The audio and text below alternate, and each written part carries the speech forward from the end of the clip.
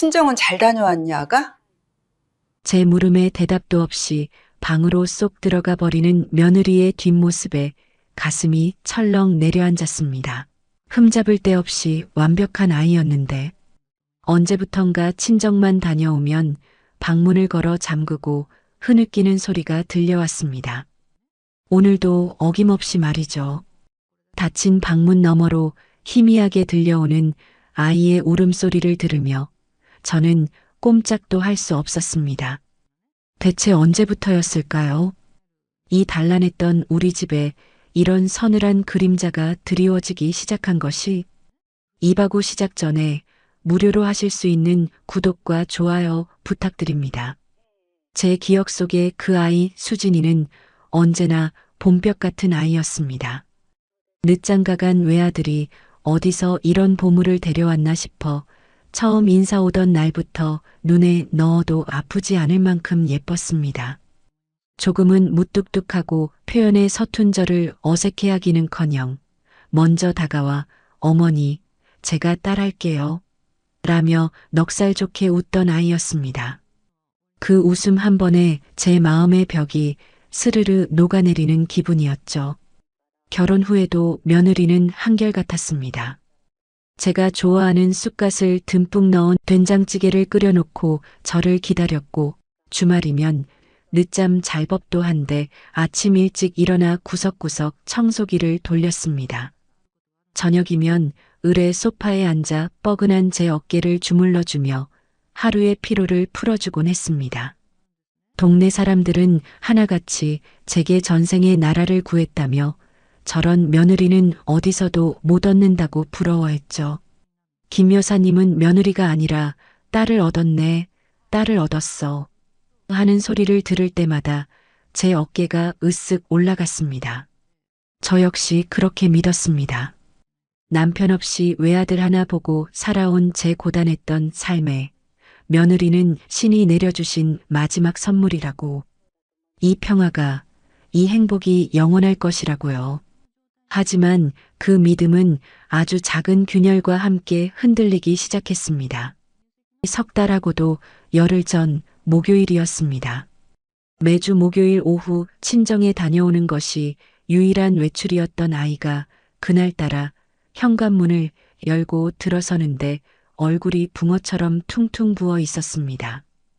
낯빛은 백지장처럼 하얗고 두 눈은 금방이라도 눈물을 쏟을 듯 붉게 충혈되어 있었습니다. 평소 같으면 어머니 다녀왔습니다.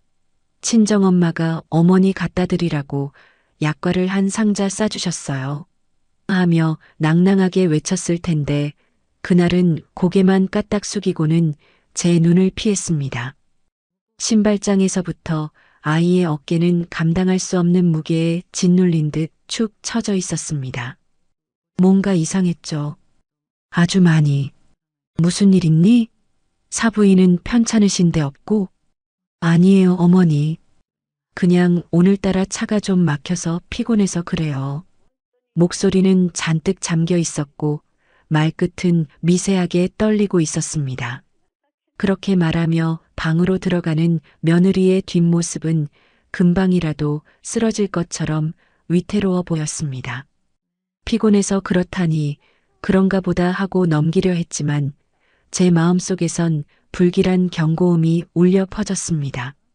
그날 밤 저는 잠을 설쳤습니다. 거실을 서성이다 며느리 방문 앞에 멈춰 섰습니다. 안에서는 아무 소리도 들리지 않았습니다. 하지만 그 고요함이 오히려 더 큰 불안을 불러일으켰습니다.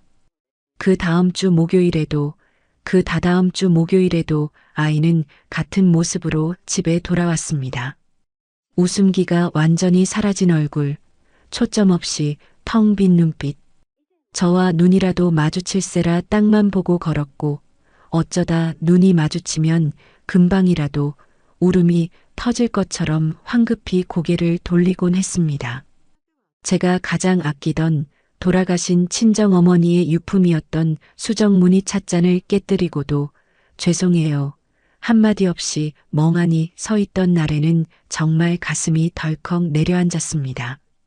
바닥에 흩어진 수정 조각들을 보며 저는 마치 며느리의 마음이 산산조각 난 것만 같은 착각에 빠졌습니다.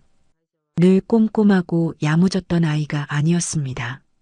불안한 예감은 틀리는 법이 없더군요. 그날 밤이었습니다. 적막한 집안, 며느리 방에서 희미하게 흐느끼는 소리가 들려왔습니다. 처음에는 제가 잘못 들었나 싶었습니다.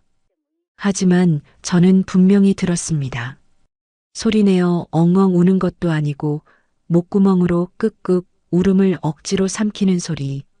그 소리는 짐승의 애끓는 울음소리 같기도 했고 깊은 상처를 입은 아이의 신음소리 같기도 했습니다. 제 심장이 같이 오그라드는 것만 같았습니다. 무슨 일이 있구나. 그것도 아주 큰일이. 다음 날 아침 며느리는 언제 울었냐는 듯 평소와 같은 얼굴로 아침상을 차려냈습니다. 하지만 눈가가 살짝 부어있는 것을 제 눈이 놓칠 리 없었죠. 밥술을 뜨는 둥 마는 둥 하는 아이를 보며 억장이 무너졌습니다. 김이 모락모락 나는 쌀밥 위로 아이의 눈물방울이 뚝 떨어지는 것을 보았을 때 저는 더 이상 참을 수가 없었습니다. 제 딴에는 용기를 내어 말을 걸었습니다. 아가, 혹시 무슨 힘든 일 있니? 얼굴이 반쪽이 다 됐어. 무슨 일인지 어미한테 말 좀 해보렴. 응? 제 진심 어린 물음에 며느리는 들고 있던 숟가락을 탁 소리나게 내려놓았습니다. 놀란 제가 쳐다보자 금세 표정을 갈무리하며 말했습니다. 하지만 그 짧은 순간 저는 보았습니다. 아이의 눈에 스쳐 지나가는 깊은 원망과 슬픔의 그림자를. 아니에요, 어머니. 제가 요즘 소화가 잘 안 돼서요. 걱정 마세요. 그렇게 저를 안심시키고는 서둘러 방으로 들어가 버렸습니다. 제 앞에 놓인 정성껏 차려진 아침상은 순식간에 식어버렸고 제 마음은 천길 낭떠러지로 떨어지는 듯 했습니다. 원망이라니 대체 나한테 무슨 원망을. 그날 이후 며느리는 제게서 더 멀어졌습니다. 거실에 나와 있는 시간이 눈에 띄게 줄었고 어쩌다 마주쳐도 필요한 말 외에는 입을 떼지 않았습니다. 저녁상을 차릴 때도 설거지를 할 때도 굳게 닫힌 입은 열릴 줄을 몰랐습니다. 제가 좋아하는 드라마를 보며 조잘거리던 아이는 온데간데없고 그림자처럼 조용한 사람만 남았습니다. 집안의 공기는 납처럼 무겁게 가라앉았고 숨막히는 침묵이 우리 사이를 맴돌았습니다.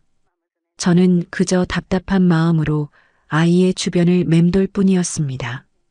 텅 빈 며느리의 찻잔을 채워주거나 아이가 좋아하는 갈치조림을 더 만들어 식탁에 올리는 것 말고는 제가 할 수 있는 일이 없었습니다.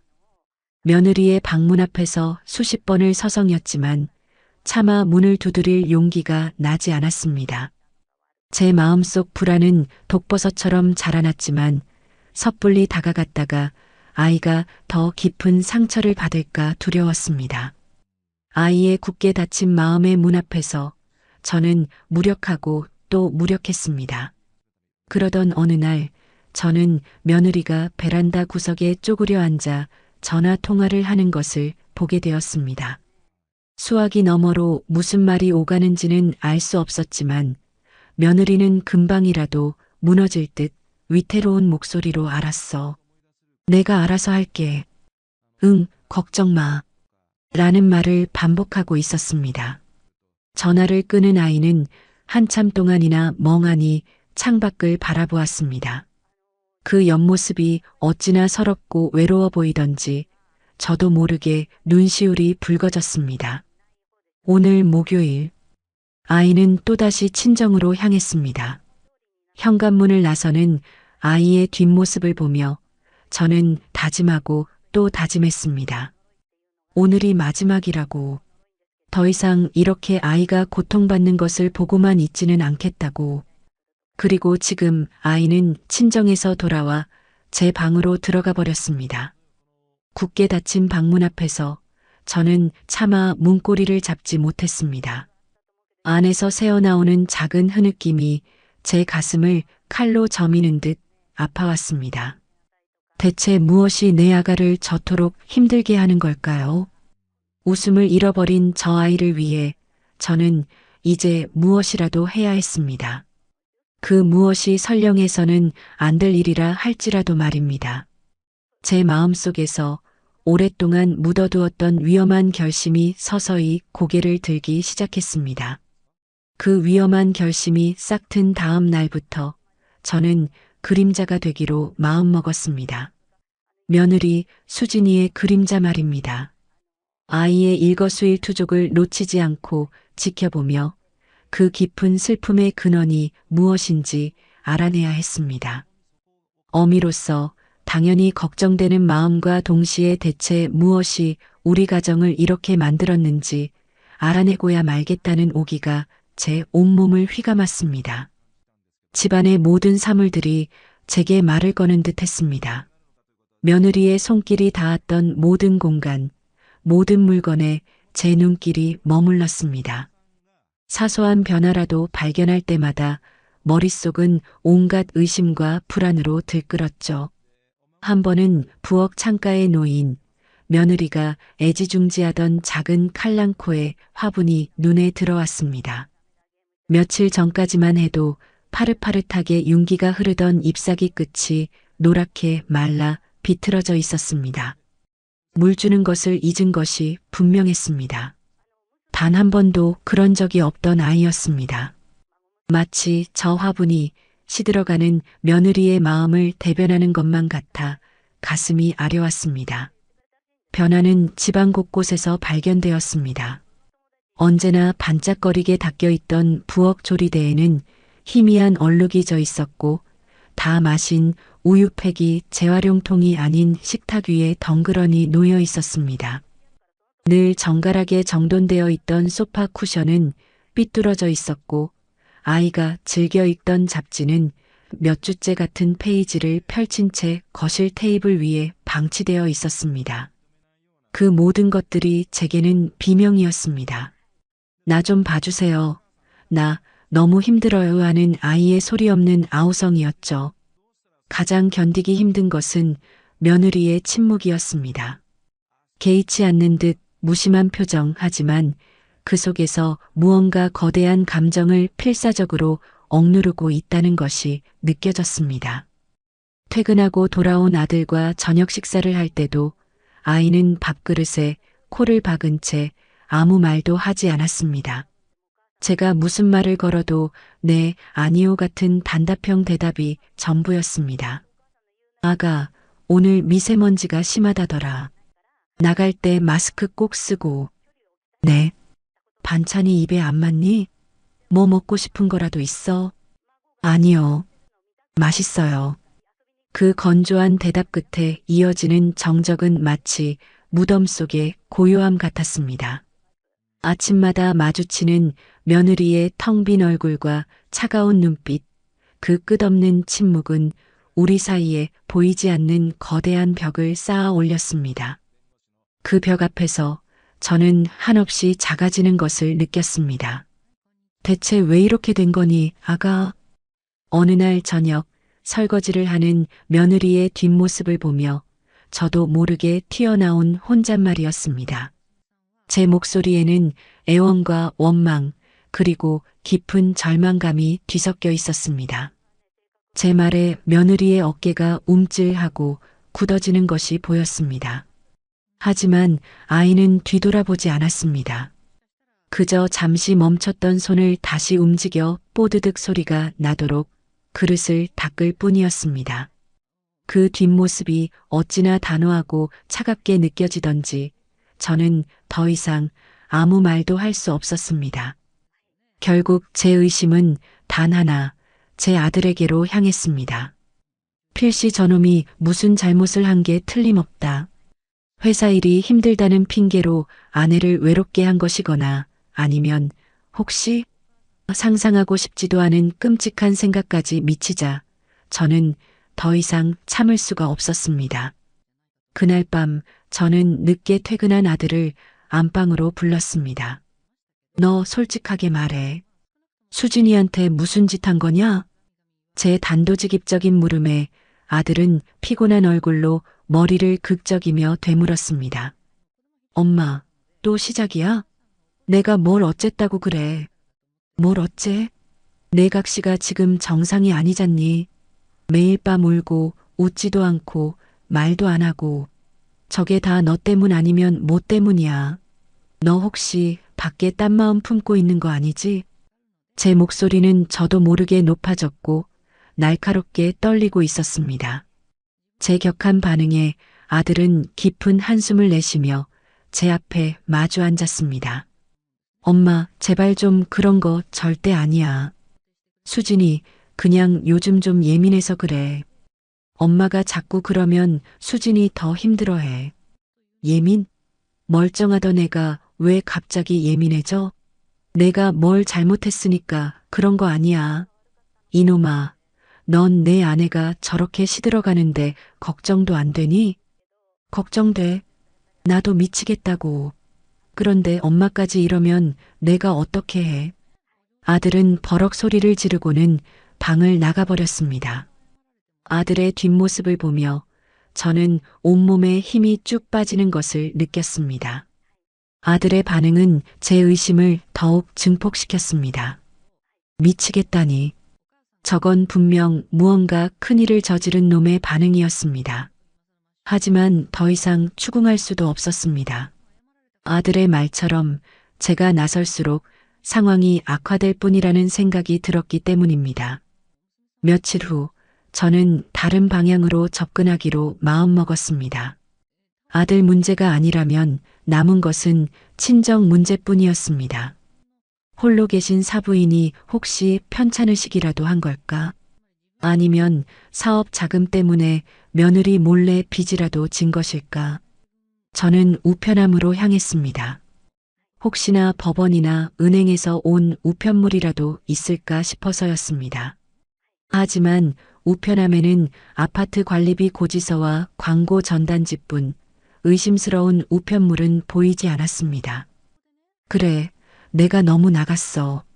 스스로를 자책하며 집으로 돌아오는데 마침 장을 보고 돌아오던 앞동의 박 여사와 마주쳤습니다. 박 여사는 동네에서 소식통으로 통하는 사람이었습니다. 어머, 김 여사님. 어디 다녀오세요? 아, 네. 그냥 산책 좀. 그런데 김 여사님 댁 며느님 말이에요. 요새 얼굴이 영 안 좋던데 무슨 일 있어요? 며칠 전에도 아파트 입구 벤치에 한참을 멍하니 앉아 있더라고. 누가 봐도 시름에 잠긴 사람처럼. 박 여사의 말에 제 심장이 다시 내려앉았습니다. 저는 애써 태어난 척하며 말했습니다. 아, 요즘 그냥 몸이 좀 안 좋아서 그래요. 별일 아니에요. 그래요? 하긴 홀어머니 모시는 게 쉽지는 않지. 친정에 무슨 일이 있다는 소문도 돌던데 아무튼 김 여사님이 잘 좀 챙겨주세요. 며느님이 참 착하잖아요. 친정에 무슨 일이 있다는 소문. 박 여사가 무심코 던진 말이 제 머릿속을 헤집어 놓았습니다. 역시 홀로 계신 사부인께 무슨 일이 있는 것이 틀림없었습니다. 하지만 대체 무슨 일일까? 저는 그날 밤 잠든 며느리의 방에 몰래 들어가 보기로 결심했습니다. 위험한 일이라는 것을 알았지만 단서라도 찾아야 했습니다. 그날 밤 아이가 잠든 것을 확인한 후 저는 며느리의 방을 조심스럽게 살펴봤습니다. 방 안에는 아이의 희미한 숨소리만이 가득했습니다. 먼지가 내려앉은 책상 위에는 아이가 쓰던 가계부가 펼쳐져 있었습니다. 저는 떨리는 손으로 가계부를 넘겨보았습니다. 하지만 특이한 지출 내역은 보이지 않았습니다. 오히려 몇 달 전부터는 옷이나 화장품을 산 내역이 거의 없었습니다. 실망스러운 마음에 가계부를 덮으려던 순간 마지막 페이지에 끼워져 있던 작은 메모지 하나가 눈에 들어왔습니다. 거기에는 날아갈 듯한 글씨체로 이렇게 쓰여 있었습니다. 엄마, 미안해. 내가 더 잘했어야 했는데 너무 무서워. 며느리의 방에서 몰래 빠져나온 후 그 짧은 글귀는 독초처럼 제 머릿속에 뿌리내려 밤새 저를 괴롭혔습니다. 미안함과 두려움. 그 두 단어는 제 심장을 번갈아 쥐어짰습니다. 대체 무엇이 그 아이를 이토록 두렵게 만드는 것이며 무엇이 그토록 미안하게 만드는 것일까요? 그날 이후 저는 잠을 자도 자는 것 같지 않았습니다. 칠흑 같은 어둠 속에서 며느리의 방 쪽으로 수십 번도 더 고개를 돌렸고 아이의 작은 뒤척임 하나에도 심장이 쿵 하고 내려앉았습니다. 며칠이 지났습니다. 집안의 공기는 여전히 얼음장처럼 차가웠고 며느리의 침묵은 더욱 깊어졌습니다. 아이는 이제 제 눈을 피하는 것을 넘어 아예 저와 같은 공간에 있으려 하지 않았습니다. 제가 거실에 나와 있으면 조용히 방으로 들어가 버렸고 제가 부엌에 있으면 식사가 끝날 때까지 방에서 나오지 않았습니다. 우리는 한 지붕 아래 사는 가장 가까운 타인이 되어가고 있었습니다. 제 마음속에서 지난 1회차에 가졌던 위험한 결심이 다시 고개를 들었습니다. 이대로는 안 된다. 이대로 가다가는 우리 가족 모두가 벼랑 끝으로 내몰릴 것이다. 아이의 고통을 모른 척하는 것은 아이를 2번 죽이는 일이나 마찬가지였습니다. 진실을 알아야 했습니다. 그 어떤 끔찍한 진실이더라도 마주하고 함께 해결해야 했습니다. 그것만이 우리가 살 길이라고 저는 굳게 믿었습니다. 그리고 오늘 목요일, 마침내 결전의 날이 밝았습니다. 아침 식탁에서 며느리는 평소보다 더 창백한 얼굴로 말했습니다. 어머니, 저 오늘 친정에 좀 다녀오겠습니다. 그래, 조심해서 다녀오너라. 제 대답에 아이는 아무 말 없이 고개를 숙이고는 자리에서 일어났습니다. 현관문을 열고 나서는 며느리의 뒷모습은 그 어느 때보다 작고 위태로워 보였습니다.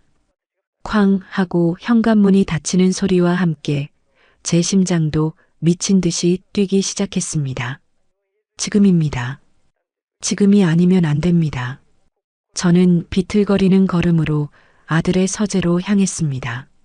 지난번에 그 위치를 확인해 두었던 책상 3번째 서랍. 떨리는 손으로 서랍을 열자 손톱만 한 크기의 까만 녹음기가 차가운 빛을 발하고 있었습니다. 저는 그것을 손에 꽉 쥐었습니다. 이 작은 기계 하나가 우리 가족의 운명을 바꿔놓을 수도 있다는 생각에 손바닥이 축축하게 젖어왔습니다. 내가 지금 무슨 짓을... 죄책감이 목구멍까지 차올랐지만 저는 고개를 세차게 저었습니다.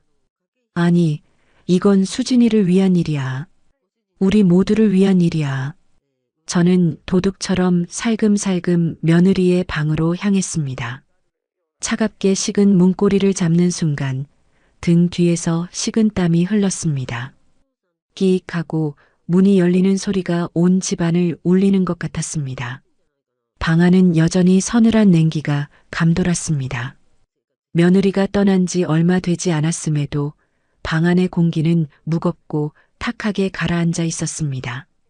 저는 홀린 듯 방 안을 둘러보았습니다. 어지럽게 흩어진 옷가지, 먼지가 뽀얗게 쌓인 화장대, 그리고 제 눈길은 침대 옆 작은 협탁 위에 놓인 낡은 사진 액자에 가 닿았습니다. 그곳에는 제가 단 한 번도 본 적 없는 사진이 꽂혀 있었습니다. 호기심에 이끌려 액자를 집어들었습니다. 사진 속에는 앳된 얼굴의 며느리가 한 여성의 팔짱을 낀 채 세상 가장 행복한 미소를 짓고 있었습니다. 그 옆의 여성은 틀림없이 사부인이었습니다. 지금보다 훨씬 젊고 생기 넘치는 얼굴. 두 사람은 마치 친구처럼, 자매처럼 꼭 닮아 있었습니다. 배경으로 보아하니 며느리의 대학 졸업식 날인 듯 했습니다. 학사모를 쓴 며느리의 얼굴에는 미래에 대한 희망과 설렘이 가득했고 그런 딸을 바라보는 사부인의 눈에는 자랑스러움과 깊은 사랑이 넘실거리고 있었습니다. 저는 사진 속 두 사람의 웃는 얼굴을 한참 동안이나 들여다보았습니다. 이토록 행복했던 모녀에게 대체 무슨 비극이 닥친 것일까요? 사진 속에서 환하게 웃고 있는 저 여인이 지금 제 며느리를 깊은 절망의 늪으로 밀어넣은 원인이란 말인가? 저는 믿을 수가 없었습니다. 액자 위로 뽀얗게 내려앉은 먼지를 손가락으로 슥 닦아냈습니다. 그러자 두 사람의 웃는 얼굴이 더욱 선명하게 드러났습니다. 그 순간 제 손에 들려있던 녹음기가 납덩이처럼 무겁게 느껴졌습니다. 내가 지금 무슨 짓을 하려는 거지? 부끄러움과 죄책감이 파도처럼 밀려왔습니다. 저는 이대로 녹음기를 들고 방을 나가야 한다고 생각했습니다. 이건 아니었습니다. 이건 명백한 범죄 행위이자 며느리의 마음에 칼을 꽂는 배신 행위였습니다. 하지만 바로 그 순간이었습니다. 액자 뒤편에서 조심스럽게 접혀있던 편지 한 장이 툭 하고 바닥으로 떨어졌습니다. 낡고 변색된 오래된 편지였습니다. 저는 저도 모르게 허리를 숙여 그 편지를 집어들었습니다. 그것은 사부인이 며느리에게 쓴 편지였습니다. 사랑하는 내 딸 수진에게. 내가 세상에 태어난 날 엄마는 세상을 다 가진 것 같았단다. 아빠 없이 홀로 너를 키우는 것이 힘들 때도 많았지만 너의 웃는 얼굴 한 번이면 모든 시름이 눈 녹듯 사라지곤 했지. 너는 내 삶의 이유이자 나의 전부였단다.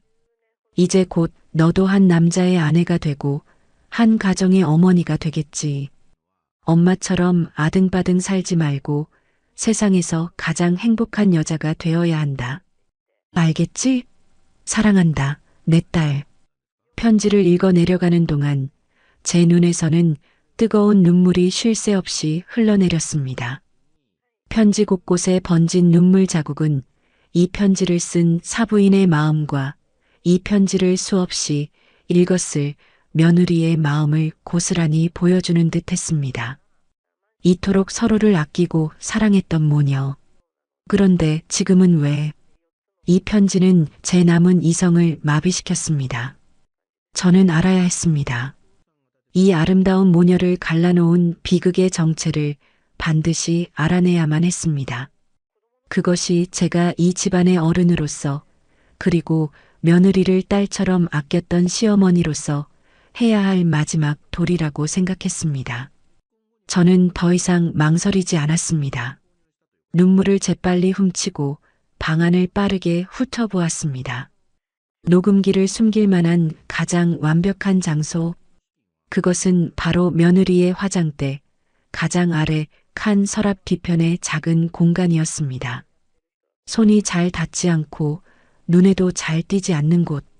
저는 심호흡을 한 번 하고 떨리는 손으로 서랍을 열었습니다. 그리고 녹음기의 작은 전원 버튼을 눌렀습니다. 딸깍 하는 작은 소리와 함께 붉은 불빛이 희미하게 깜빡였습니다. 저는 녹음기를 서랍 뒤편 깊숙한 곳으로 밀어 넣었습니다. 그리고 모든 것이 원래대로 있었던 것처럼 서랍을 닫고 사진 액자를 제자리에 가져다 놓았습니다. 방을 나서기 전 저는 마지막으로 침대에 잠든 듯 누워있는 며느리의 빈자리를 바라보았습니다. 그리고 나직이 속삭였습니다. 아가, 미안하다. 하지만 이게 널 위한 최선의 방법이란다. 조금만, 아주 조금만 기다려다오. 이 어미가 어떻게든 널 구해줄 테니. 죄악감이라는 것은 실체가 없으면서도 사람의 온몸을 짓누르는 무거운 족쇄와도 같았습니다. 며느리의 방, 화장대 서랍 깊숙한 곳에 숨겨둔 작은 녹음기는 그 족쇄의 중심이 되어 밤새도록 제 심장을 억제해 왔습니다. 째깍, 째깍 고요한 집안에 제 불안한 심장 소리만이 시한폭탄처럼 요란하게 울려 퍼졌습니다. 어서 진실을 알고 싶다는 검은 욕망과 그 진실이 몰고 올지 모를 끔찍한 후폭풍에 대한 두려움이 밤새도록 저를 물어뜯었습니다. 창밖은 칠흑 같은 어둠에 잠겨 있었지만 제 눈은 말똥말똥 떠 있었습니다. 며느리의 방문을 쳐다보다가 천장을 쳐다보다가 다시 며느리의 방문을 쳐다보기를 수백 번.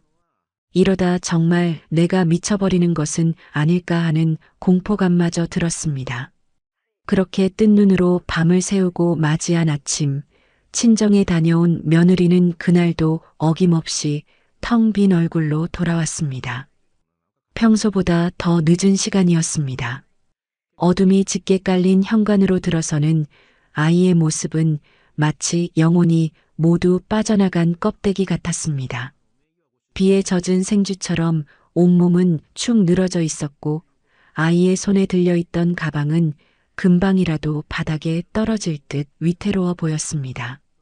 아이의 옷에서는 희미하게 흙냄새와 축축한 풀냄새가 섞여 났습니다. 어디 굳은 데라도 다녀온 사람처럼 말입니다. 다녀왔습니다. 갈라질 대로 갈라진 목소리. 아이는 그 한마디를 내뱉고는 비틀거리며 곧장 제 방으로 향했습니다. 쾅 하고 닫히는 방문은 마치 세상과 저를 단절시키는 거대한 철문처럼 느껴졌습니다. 저는 차마 아이를 붙잡지 못했습니다. 그저 그 싸늘한 뒷모습을 망연자실하게 바라볼 뿐이었습니다. 그날 밤 며느리의 방에서는 아무 소리도 들려오지 않았습니다. 흐느끼는 소리도 뒤척이는 소리도 그 완벽한 정적이 오히려 제 심장을 더욱 불안하게 만들었습니다. 저는 며느리의 방문 앞에 귀를 대보기도 하고 문틈으로 새어나오는 불빛이 있는지 확인해 보기도 했습니다. 하지만 방 안은 그저 깊은 어둠과 침묵에 잠겨 있을 뿐이었습니다. 다음 날 아침 식탁에 마주 앉은 며느리의 얼굴을 보고 저는 숨을 멈췄습니다. 아이의 낯빛은 시든 꽃잎처럼 푸석했고 눈 밑은 거무죽죽한 그림자가 짙게 내려앉아 있었습니다. 마치 며칠 밤을 꼬박 새운 사람처럼 보였습니다. 입술은 바짝 말라 하얗게 각질이 일어나 있었고 무엇보다 저를 놀라게 한 것은 아이의 손이었습니다. 언제나 희고 고왔던 그 손톱 밑에 검은 흙대가 끼어 있었습니다. 아가, 잠을 설쳤니? 얼굴이 말이 아니구나. 손은 또 왜 그러니? 어디 험한 일이라도 하고 온 사람처럼. 제 걱정 어린 물음에 아이는 화들짝 놀라며 두 손을 식탁 아래로 감추었습니다. 그리고는 천천히 고개를 들었습니다. 텅 비어 있던 아이의 눈동자가 저를 향하는 순간 저는 저도 모르게 마른 침을 삼켰습니다. 아이의 눈에는 그 어떤 감정도 담겨 있지 않았습니다. 슬픔도 원망도 분노도 아닌 모든 것을 포기한 사람의 공허한 눈빛. 괜찮아요, 어머니. 어제 화초분갈이를 좀 하느라. 아이의 목소리는 마른 나뭇가지가 부러지는 것처럼 건조했습니다. 괜찮다는 그 말이 제게는 제발 저를 내버려 두세요라는 절규처럼 들렸습니다. 그날 며느리는 평소 먹던 양의 반도 채 먹지 않고 자리에서 일어났습니다. 그리고 제게 다가와 조심스럽게 입을 열었습니다. 어머니, 저 오늘 하루만 좀 쉬고 싶어요. 몸이 너무 안 좋아서. 저는 애써 태어난 척하며 고개를 끄덕였습니다. 그래, 그러렴. 방에 들어가서 푹 쉬어. 점심은 걱정 말고. 죽이라도 좀 끓여다 줄까? 아니요. 괜찮습니다. 며느리는 꾸벅 인사를 하고는 다시 제 방으로 들어갔습니다. 그 순간 제게는 신이 주신 마지막 기회처럼 느껴졌습니다. 아이가 잠든 틈을 타 녹음기를 회수해야 했습니다. 마치 제 집이 아닌 남의 집에 들어온 도둑처럼 저는 숨소리조차 죽이며 며느리의 방문을 아주 천천히 열었습니다. 다행히 아이는 깊이 잠들어 있었습니다. 이불을 목 끝까지 끌어당긴 채 갓난아이처럼 몸을 웅크리고 잠든 모습. 하지만 편안해 보이지는 않았습니다. 미간은 잔뜩 찌푸려져 있었고 식은땀에 젖은 머리카락이 뺨에 어지럽게 달라붙어 있었습니다. 고통스러운 신음소리를 내며 잠든 아이의 얼굴을 보니 제 가슴이 미어졌습니다. 아가, 대체 무슨 악몽을 꾸고 있는 거니? 저는 발소리를 죽여 화장대 앞으로 다가갔습니다. 그리고 어제 녹음기를 숨겨두었던 서랍을 열었습니다. 까만색의 작은 녹음기. 저는 떨리는 손으로 그것을 집어들었습니다. 차가운 금속의 감촉이 제 손바닥을 타고 심장까지 전해지는 듯 했습니다. 이제 이 작은 기계 안에 담긴 진실을 확인해야 합니다. 문제는 어떻게 듣느냐였습니다. 방 안에서 듣기에는 아이가 언제 깰지 몰라 위험했습니다. 제가 망설이고 있는 사이 며느리가 잠결에 엄마하고 잠꼬대를 했습니다. 심장이 철렁 내려앉았습니다. 저는 저도 모르게 녹음기를 등 뒤로 감추고 숨을 멈췄습니다. 다행히 아이는 다시 깊은 잠에 빠져들었습니다. 안 되겠다. 밖으로 나가야 한다. 저는 결심했습니다. 이 숨막히는 공간에서 아이의 고통스러운 숨소리를 들으며 녹음된 내용을 확인할 수는 없었습니다. 저는 녹음기를 주머니 깊숙이 찔러 넣고 도망치듯 방을 빠져나왔습니다. 그리고는 마치 급한 볼일이라도 생긴 사람처럼 허둥지둥 외투를 꿰어입고 현관문을 나섰습니다. 아파트 엘리베이터를 기다리는 그 짧은 순간이 영원처럼 느껴졌습니다. 1층에 도착해 밖으로 나오자 차가운 가을바람이 제 뺨을 세차게 때렸습니다. 저는 그제야 제가 숨을 참고 있었다는 것을 깨달았습니다. 아파트 단지를 벗어나자마자 저는 무작정 걷기 시작했습니다. 어디로 가야 할지 목적지도 없었습니다. 그저 이 답답한 상황에서 벗어나고 싶다는 생각뿐이었습니다. 한참을 걷다 보니 낯선 공원이 눈에 들어왔습니다. 평일 낮이라 그런지 공원은 한산했습니다. 저는 가장 구석진 곳에 있는 벤치를 찾아 주저앉았습니다. 사방은 고요했고 오직 제 거친 숨소리와 심장 소리만이 귓가를 때렸습니다. 저는 주머니에서 녹음기와 이어폰을 꺼냈습니다. 손이 어찌나 떨리던지 몇 번이나 이어폰을 바닥에 떨어뜨릴 뻔했습니다. 간신히 이어폰을 귀에 꽂자 세상의 모든 소리가 차단되는 듯 했습니다. 이제 모든 진실이 밝혀질 것입니다. 저는 마른 침을 꿀꺽 삼키고 녹음기의 재생 버튼 위로 손가락을 가져갔습니다. 제발 제발 내가 감당할 수 있는 진실이기를. 그렇게 기도하며 저는 아주 천천히 버튼을 눌렀습니다. 재생 버튼을 누르는 그 짧은 순간이 영원처럼 느껴졌습니다. 차가운 공원 벤치에 앉아 저는 숨을 죽이고 이어폰 너머의 소리에 모든 신경을 집중했습니다. 처음에는 그저 미세한 기계음과 멀리서 들려오는 자동차 소리, 그리고 바람에 나뭇잎이 스치는 소리만이 들려왔습니다. 아무것도 녹음되지 않은 건가, 어쩌면 신이 제게 마지막 자비를 베푸신 것일지도 모른다는 헛된 희망이 잠시 고개를 들었습니다. 하지만 그 희망은 이내 산산조각 났습니다. 고요한 정적을 깨고 며느리의 목소리가 들려왔기 때문입니다. 수화기 너머의 누군가와 통화를 하는 목소리였습니다. 그리고 그 상대는 바로 제 하나뿐인 아들이었습니다. 응, 나야. 어머니는 주무셔.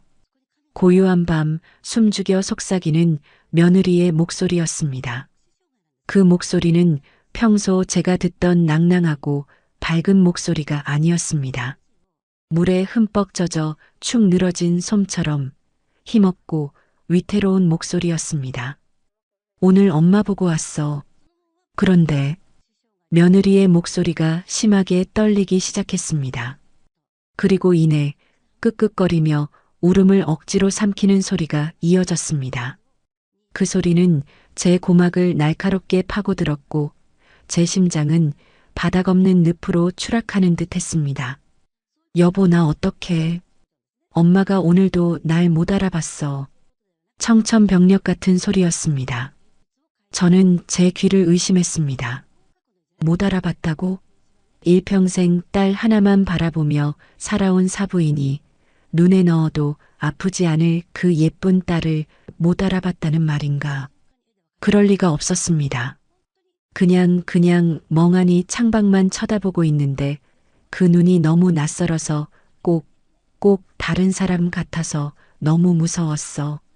내가 엄마, 나 수진이야. 엄마 딸 수진이. 하고 몇 번을 말했는데도 그냥 아무 말 없이 나를 쳐다보기만 했어.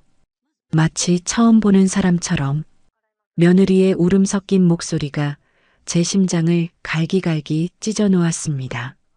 아이의 목소리에는 깊은 절망과 슬픔, 그리고 극심한 공포가 뒤섞여 있었습니다. 제 눈앞에 며칠 전 보았던 낡은 사진 속에서 환하게 웃고 있던 사부인의 얼굴이 떠올랐습니다. 그 따뜻하고 인자했던 눈빛이 텅 비어버렸다는 말인가. 지난주에는 그래도 나를 보고 희미하게 웃어주기라도 했는데 오늘은 아니었어. 완전히 다른 사람이 되어버린 것 같았어. 내가 깎아준 사과도 뱉어내고 내가 제일 좋아하는 딸기 맛사탕을 줬는데도 그냥 바닥에 던져버렸어. 내가 매일 먹던 엄마밥, 내가 좋아하던 엄마표 김치찌개 이제 다시는 못 먹는 거지? 그런 거지, 여보. 며느리는 어린아이처럼 서럽게 울기 시작했습니다. 그 울음소리에는 엄마를 잃은 아이의 처절한 슬픔이 담겨 있었습니다.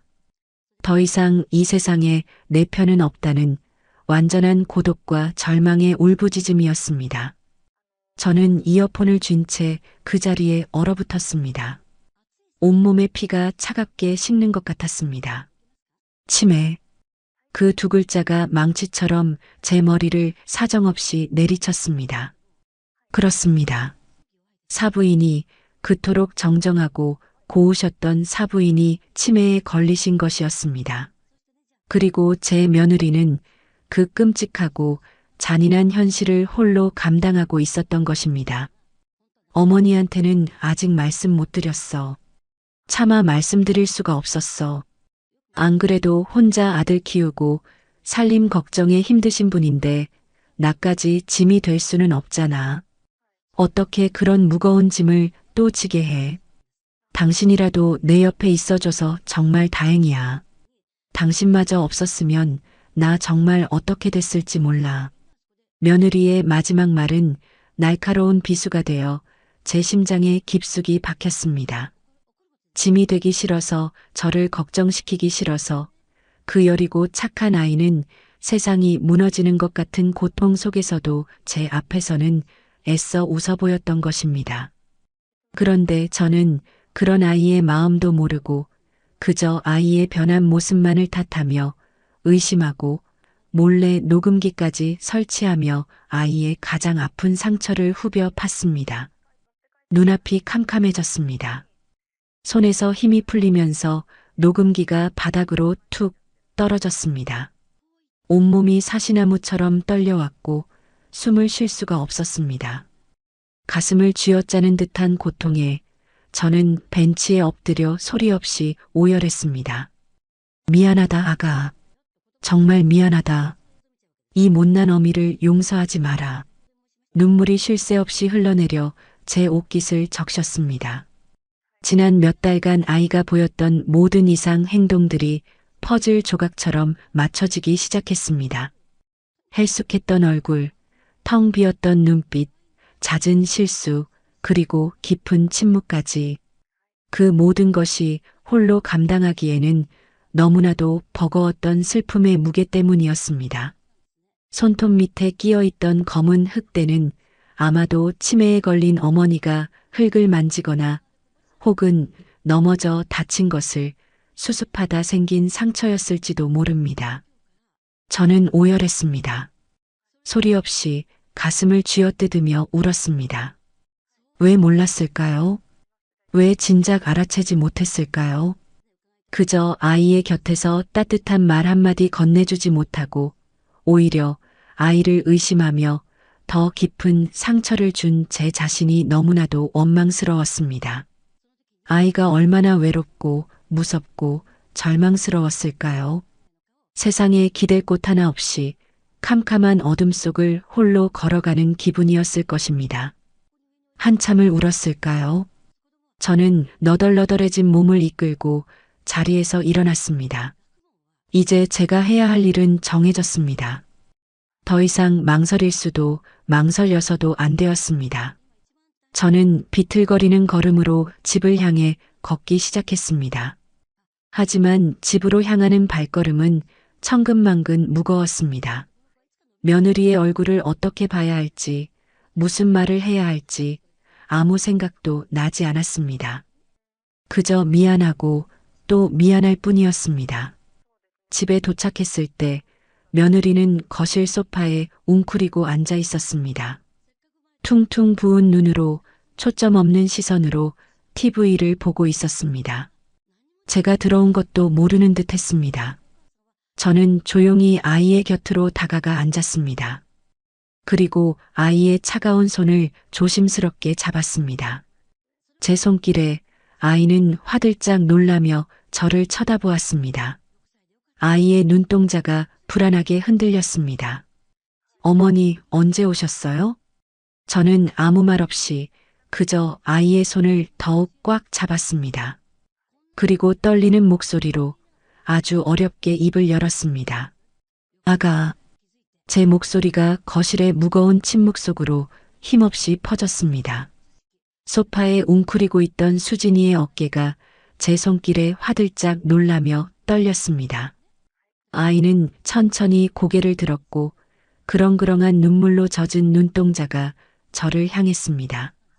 그 눈빛에는 제가 이제껏 단 한 번도 마주한 적 없었던 깊은 고통과 혼란, 그리고 희미하게 스치는 원망이 뒤섞여 있었습니다.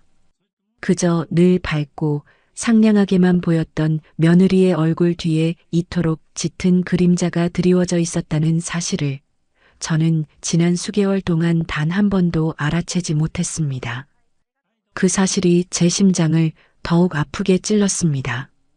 수진이는 황급히 제 손을 뿌리치고 몸을 뒤로 물렸습니다. 그 짧은 순간의 거부감이 천길 낭떠러지처럼 느껴졌습니다. 그동안 제가 아이에게 준 상처가 얼마나 깊었는지 그 작은 몸짓 하나에 모든 것이 담겨 있었습니다. 어머니, 언제 오셨어요?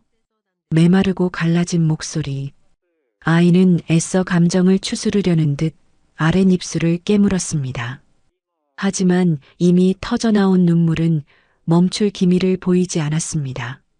저는 차마 아이의 얼굴을 똑바로 마주하지 못하고 바닥에 시선을 고정한 채 무릎을 꿇었습니다. 낡은 거실 바닥의 차가운 냉기가 무릎을 통해 온몸으로 퍼져나가는 것 같았습니다. 어머니, 뭐 하시는 거예요? 제발 이러지 마세요. 수진이가 경악하며 저를 일으키려 했지만 저는 움직이지 않았습니다. 수십 년간 잊고 지냈던 죄책감이라는 무게가 어깨를 짓눌렀습니다. 지금 제가 할 수 있는 일은 이것뿐이었습니다. 이기적이고 어리석었던 지난날에 대한 뒤늦은 속죄의 시작이었습니다. 미안하다, 아가.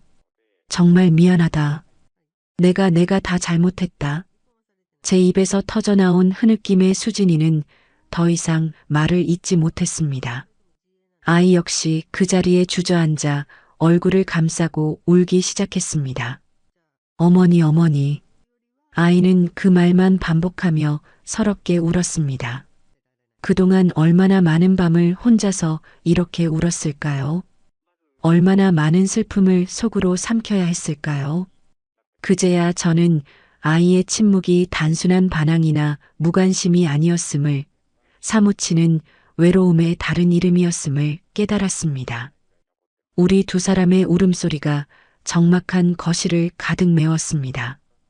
그 울음은 그간 쌓여왔던 오해와 원망의 벽을 허무는 통렬한 의식과도 같았습니다. 굳게 닫혀있던 서로의 마음이 눈물로 씻겨 내려가며 비로소 서로의 진짜 모습을 마주하게 된 것입니다. 밤늦게 귀가한 아들은 거실의 참담한 풍경에 말을 잃었습니다. 바닥에 주저앉아 부둥켜 안고 울고 있는 나와 수진이를 보고는 순식간에 굳어버렸습니다. 아들은 말없이 내게 다가와 어깨를 감싸 안았습니다. 저는 아들의 품에 기대어 모든 것을 쏟아냈습니다.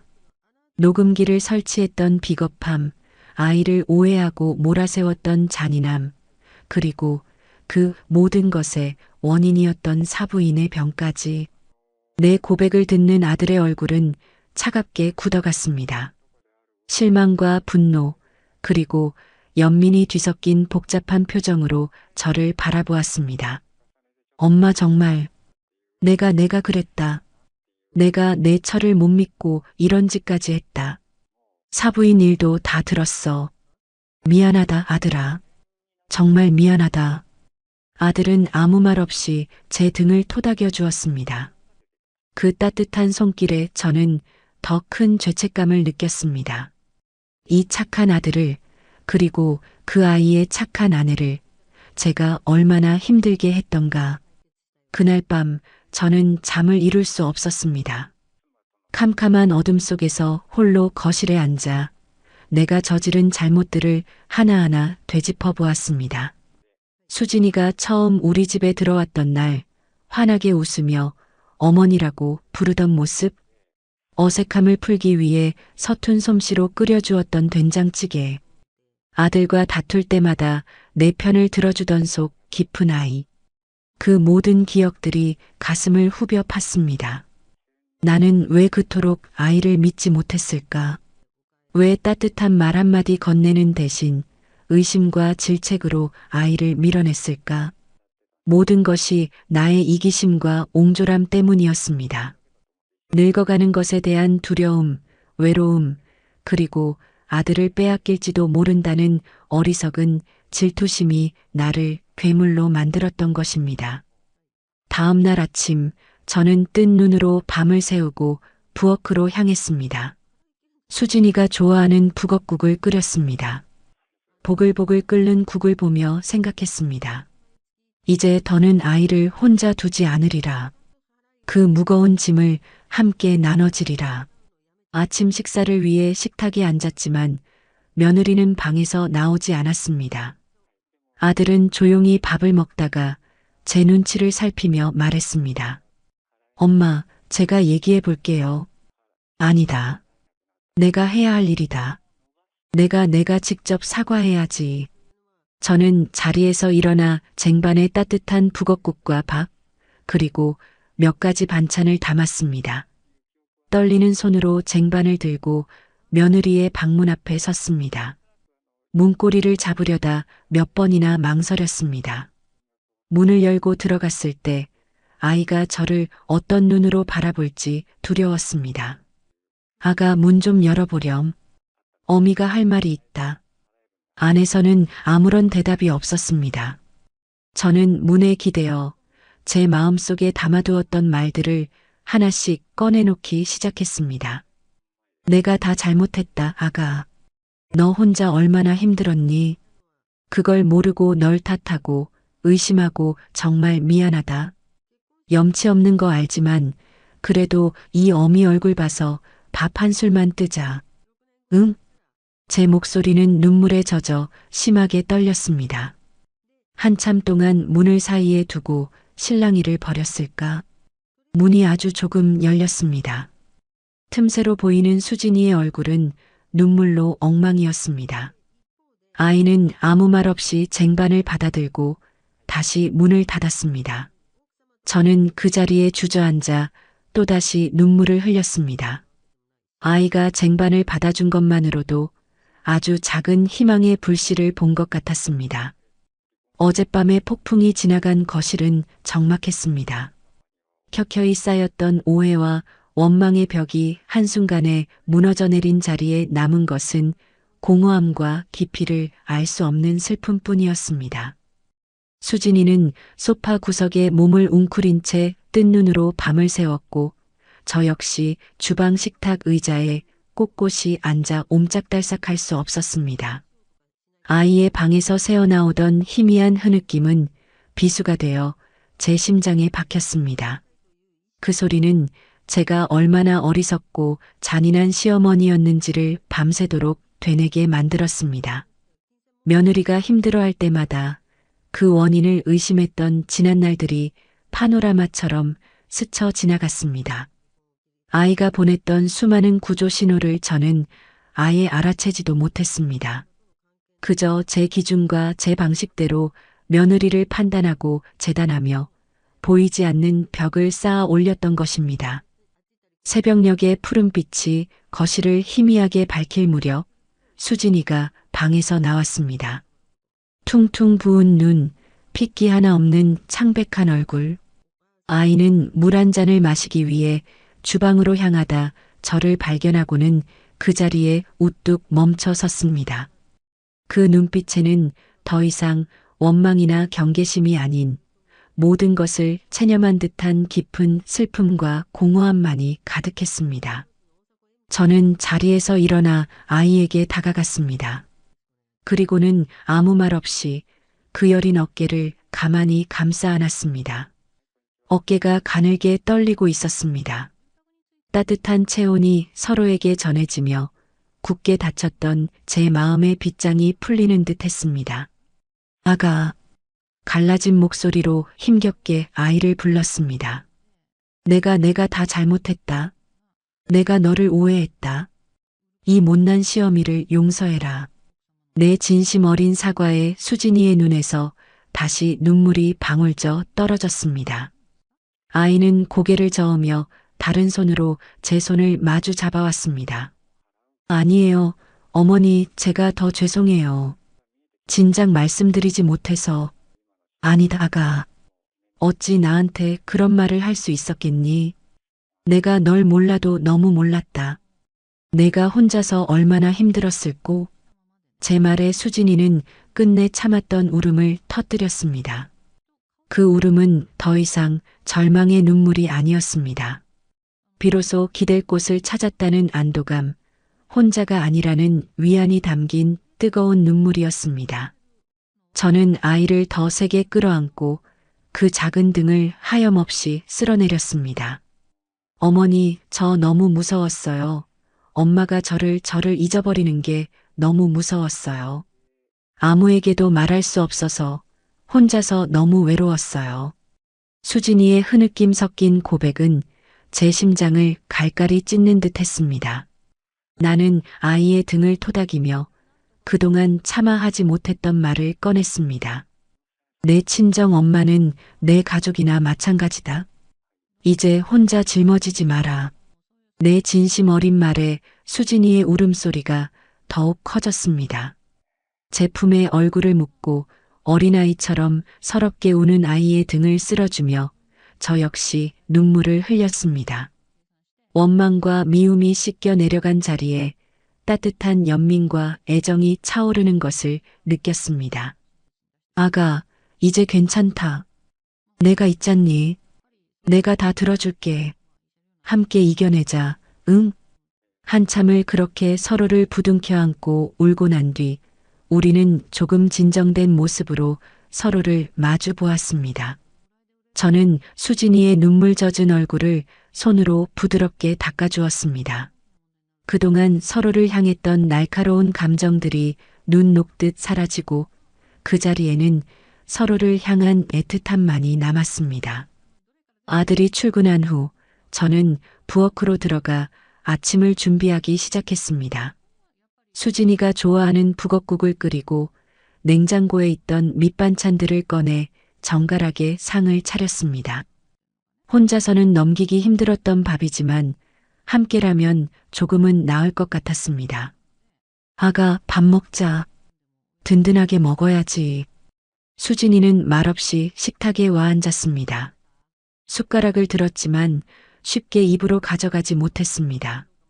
그 모습을 지켜보던 저는 아이의 밥 위에 장조림 한 조각을 올려주었습니다. 먹어봐. 내가 좋아하는 거잖니.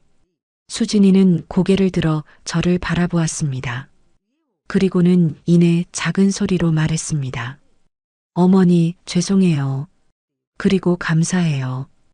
고맙긴 뭐가. 내가 더 미안한데.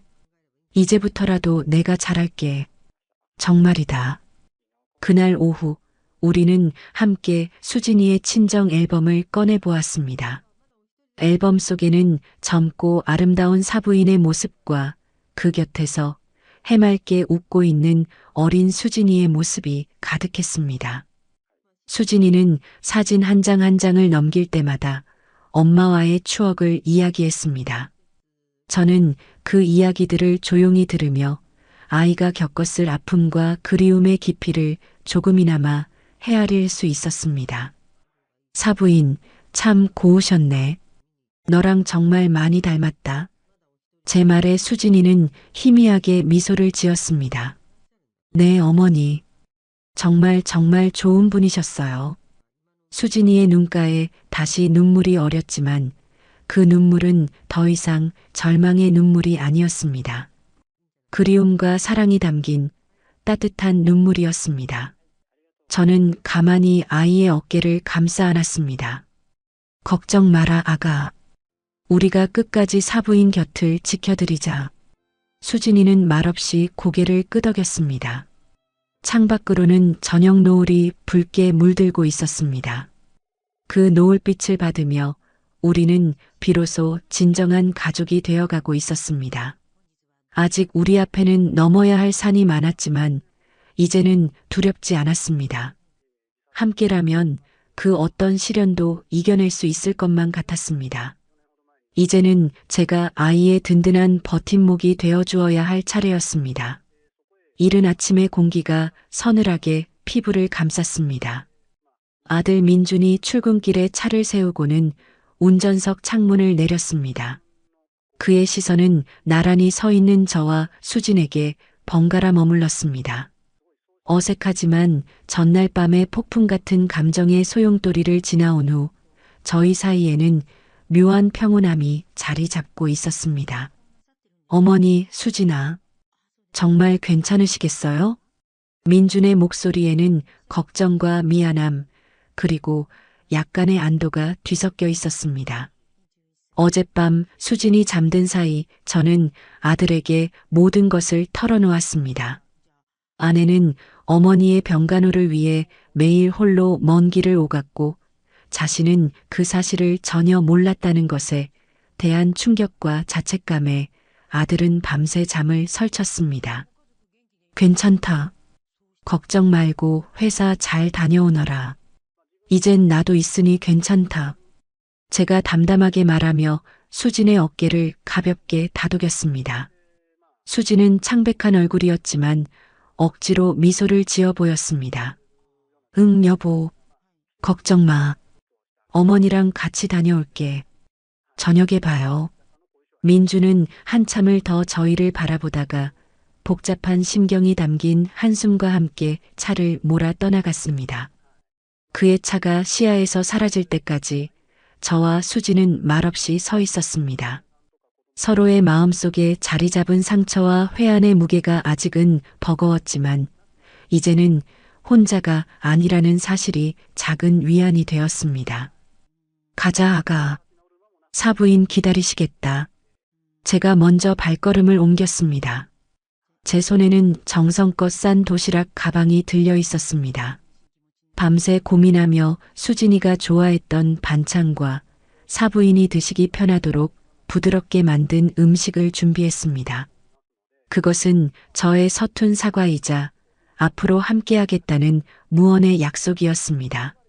수진이 조용히 제 옆에 나란히 섰습니다. 이제 저희는 같은 방향을 향해 걷기 시작했습니다. 병실 문을 열자 익숙하면서도 가슴 아픈 풍경이 펼쳐졌습니다. 창가에 멍하니 앉아 계신 사부인, 박 여사.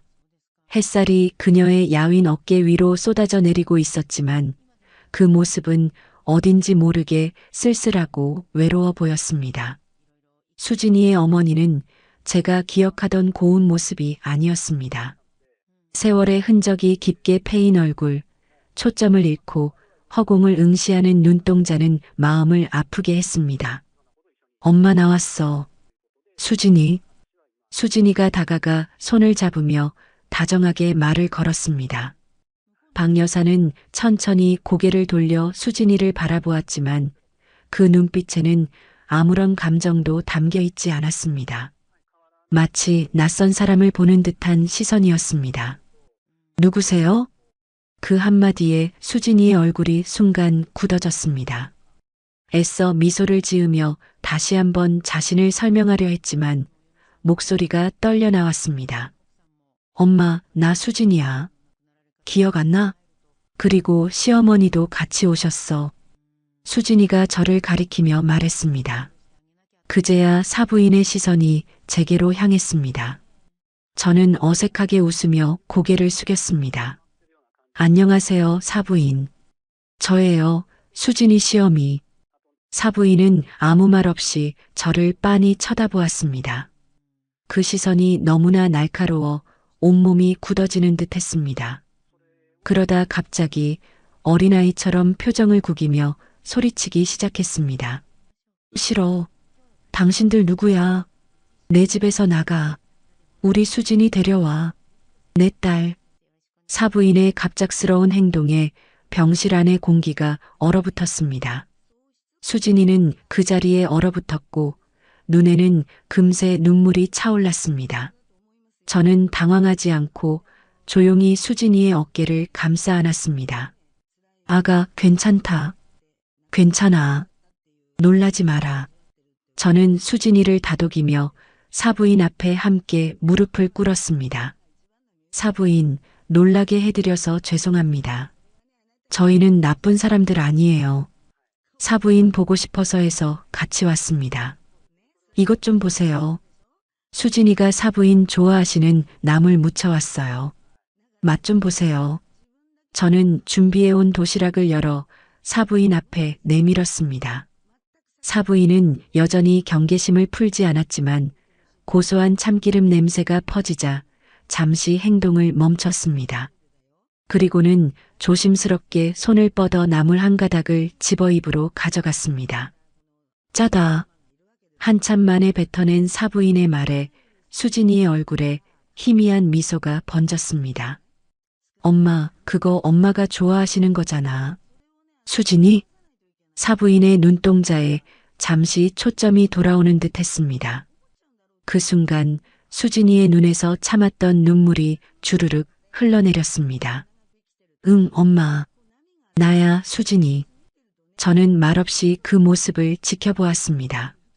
가슴속에서 뜨거운 것이 올라왔습니다. 이것이 수진이가 매일같이 겪어온 현실이었습니다. 사랑하는 엄마에게 잊혀가는 고통, 그럼에도 불구하고 희망의 끈을 놓지 않으려는 처절한 몸부림. 그 깊이를 이제야 비로소 실감하게 된 것이었습니다. 아가, 우리 사부인 집으로 모시고 오자. 제 말에 수진이는 놀라 눈을 크게 떴습니다. 어머니, 그게 무슨... 내가 도와줄게. 아니, 같이 하자. 혼자서는 힘들지만 둘이면, 그리고 우리 민준이까지 셋이면 괜찮을 거야. 내 어머니, 더 이상 이렇게 혼자 외롭게 두지 말자. 수진이는 제 얼굴을 한참 동안 바라보았습니다. 그 눈빛 속에는 믿을 수 없다는 표정과 함께 간절한 희망이 함께 담겨 있었습니다. 이내 수진이는 와락 제품에 안겨 다시 한번 울음을 터뜨렸습니다. 하지만 이번에는 슬픔의 눈물이 아니었습니다. 고마움과 안도감, 그리고 앞으로 함께할 미래에 대한 희망이 담긴 눈물이었습니다. 집안은 온통 분주했습니다. 사부인을 모셔오기 위한 준비가 한창이었습니다. 민준이는 휴가를 내고 가구 배치를 바꾸고 저는 수진이와 함께 사부인이 좋아하실 만한 물건들로 방을 꾸몄습니다. 커튼은 따뜻한 색감으로 바꾸고 침대 옆에는 가족 사진이 담긴 액자를 놓았습니다. 그 과정에서 저희는 그 어느 때보다 많은 대화를 나누었고 서로를 이해하게 되었습니다. 함께 장을 보고 함께 음식을 만들고 함께 웃고 떠들며 저희는 조금씩 진정한 가족이 되어가고 있었습니다. 드디어 사부인을 모시고 집으로 돌아오는 날, 차 안은 어색한 침묵 대신 따뜻한 온기로 가득했습니다. 수진이는 뒷좌석에서 사부인의 손을 꼭 잡고 창밖 풍경을 설명해주고 있었고, 저는 운전하는 아들 옆에서 그 모습을 흐뭇하게 바라보았습니다. 저기 봐, 엄마. 우리 어렸을 때 자주 가던 공원이야. 기억나? 사부인은 아무런 대답 없이 창밖만 바라보았지만 수진이의 목소리는 한없이 다정했습니다. 집에 도착하자 아들 민주는 능숙하게 사부인을 부축해 방으로 모셨습니다. 저는 미리 준비해둔 저녁 식사를 차렸습니다. 다 함께 둘러앉은 식탁은 오랜만에 웃음소리로 가득 찼습니다. 비록 사부인은 여전히 저희를 알아보지 못하고 낯설어 하셨지만 수진이는 포기하지 않았습니다. 밥을 떠먹여드리고 옛날 이야기를 들려주며 끊임없이 말을 걸었습니다. 저는 그런 수진이의 모습을 지켜보며 마음속으로 다짐했습니다. 이 아이의 곁에서 이 아이의 짐을 함께 나누어 주겠다고. 이 위태로운 동행의 끝이 어디일지는 알 수 없지만 서로에게 힘이 되어주며 한 걸음씩 나아가다 보면 언젠가는 따뜻한 봄날이 찾아올 것이라고. 그렇게 저희는 서로의 상처를 보듬으며 서툴지만 진정한 가족으로 거듭나고 있었습니다. 오늘의 이바구는 여기까지입니다. 완벽한 며느리가 감춰온 깊은 슬픔과 그녀를 의심해서 이해로 품어하는 시어머니의 이야기는 어쩌면 우리 모두의 가정 안에 존재하는 보이지 않는 짐에 대한 이야기였을 것입니다. 수진의 고통을 함께 나누기로 결정한 시어머니의 따뜻한 포옹처럼 가족이란 결국 서로의 상처를 들여다보고 기꺼이 짐을 나눠지기로 결심할 때 완성되는 것이 아닐까요? 이젠 혼자 짊어지지 마라는 시어머니의 한마디는 두 사람의 관계를 단순한 고부 사이를 넘어 진정한 동반자로 변화시키는 주문이었습니다. 그들의 위태로운 동행은 치매라는 현실 앞에서 좌절하는 대신 서로에게 기대어 일어설 힘을 발견하며 희망으로 나아갔습니다. 저희는 이들이 만들어갈 앞으로의 날들 역시 잔잔하지만 서로를 향한 믿음으로 가득할 것임을 믿습니다. 우리 모두의 삶에도 예측할 수 없는 그림자가 드리울 때가 있습니다. 그때 필요한 것은 화려한 해결책이 아닌 등을 마주대고 서서 함께 버텨줄 단 한 사람의 존재일 것입니다.